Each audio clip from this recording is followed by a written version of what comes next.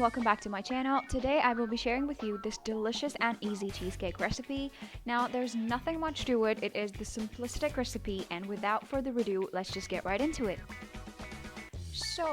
The first things first, it's a cream cheesecake, so there's going to be cream cheese, and I will be adding around 400 grams of cream cheese into a bowl, and you're going to follow in with the eggs. Now, something that is really interesting about this recipe is that there is no hassle of having dry ingredients and wet ingredients and then mixing them separately and then combining them. It's just one bowl mix. Everything goes in together.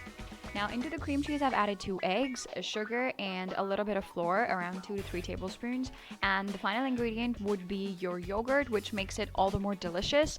The best preference is to use unsweetened yogurt, but you can also use sweetened yogurt if that's available, but then reduce the amount of sugar.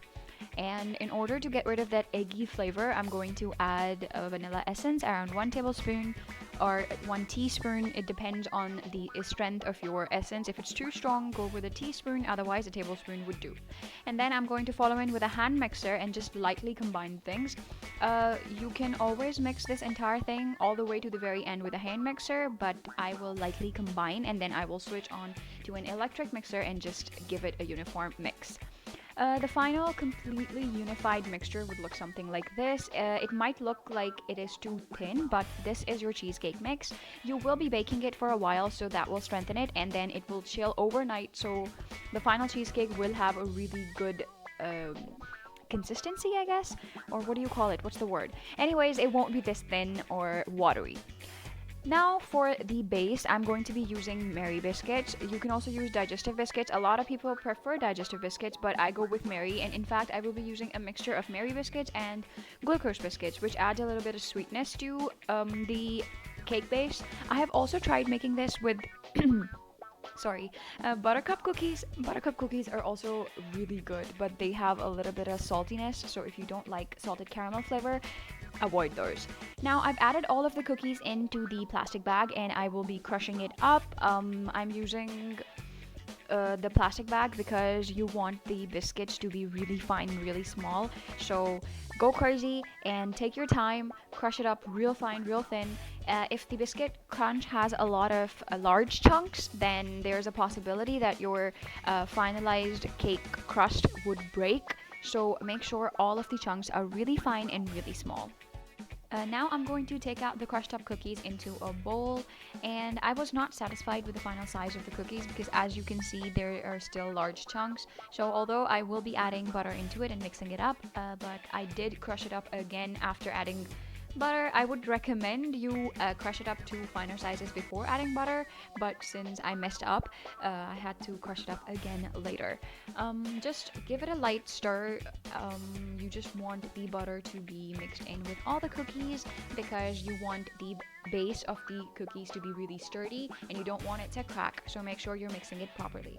I transferred it into a larger bowl and I mixed it up real fine and real nice, and I will move on into the final plating stage. I will be using my really old but really reliable loose bottom cake base and cake pan. Now for cheesecakes, this is goddess. This is what you need for a cheesecake.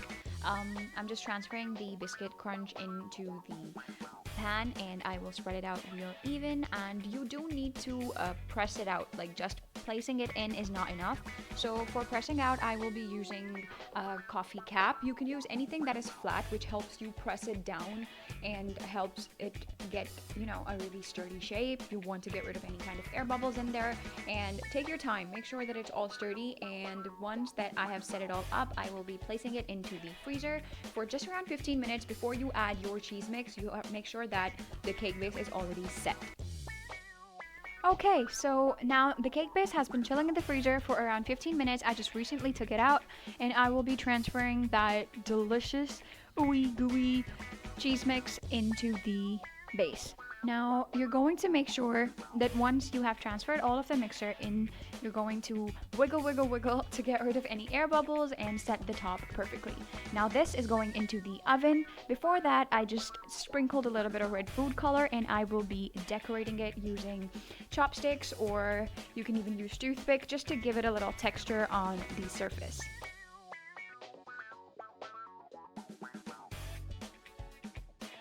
So yeah, that is about it. The finalized cake top would look something like this. Now when you pop it in the oven, the shape's gonna change and come out really pretty.